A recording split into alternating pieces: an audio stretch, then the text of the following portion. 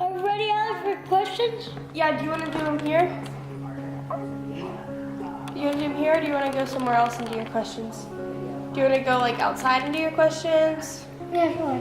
Yeah? Okay, let's go there. Let's go choose somewhere outside and do your questions. What was I thinking? Well, When did you start thinking like maybe he could have dyslexia? probably when he was 3, because he was the last child at all times to walk to his desk, because they would have to go and find their spot based on locating their name. He was pretty clever to figure out that if he just kind of hung back and found the one spot that was empty, that had to be his. So that kind of worried us, because at 3, whereas not all kids can identify their name, he had been in school that was his 3rd year in school, especially by K4, he should have been able to write and identify his name very quickly. Have you ever found it like hard to read? Mm-hmm. Well, like, there's these big words I found hard, but like not too big. Like together is easy, but that's like. Yeah. What about your spelling tests? I got them right. Like once in a while. Once in a while.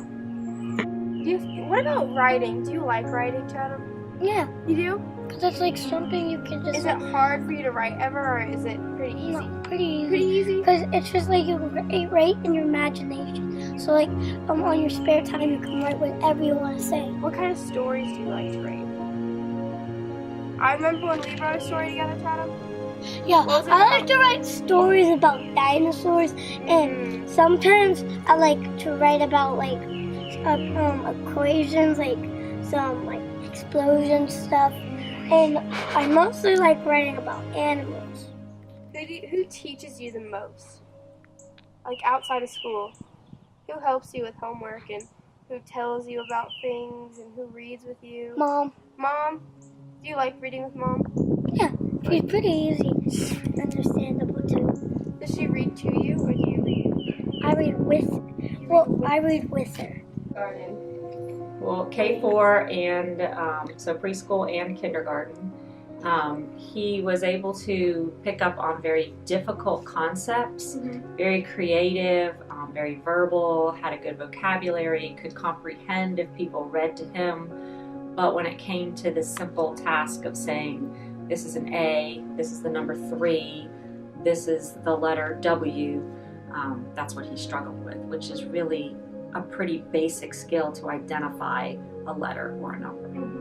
He still has trouble recalling what a letter will look like. Even he's 8 now, so when he goes to write things, he'll say to me, what does the W look like again? Or what does a D look like? He really struggles with D's, B's, P's, Q, which is the basic letter that kids with dyslexia will struggle with, because you have to remember which way the letter should face with the circle and the stick.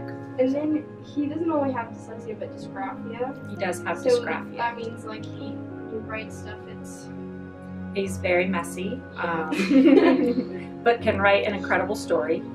I do have the story of him writing about a dinosaur, and the interesting thing was that he really butchered words like the and what and your common sight words he couldn't spell, but yet dinosaur, you really can decipher which dinosaurs he was trying to describe. Even those words are really hard to spell, but yet his little creative mind was able to put letters together to make it make sense. Yeah. So now that because we've kind of identified this, how do we approach teaching him in a different way, but still teaching him at the same level that he needs to be taught? Does that make sense? One thing that I've worked on more with him is learning to read auditorily. So he can listen to books on very high level, and he can comprehend without a problem if you orally ask him questions.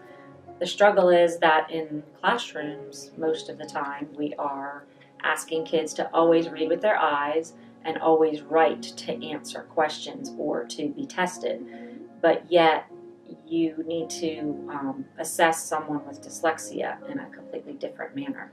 So insensitive to one of the things that I've kind of taken from that book, the Dyslexia, is called the Dyslexia Empowerment Plan, and it's written by Ben Foss, is that Are you going to ask a child who's in a wheelchair at the bottom of the steps, we're going to wait here until you get all the way to the top, Mm-hmm.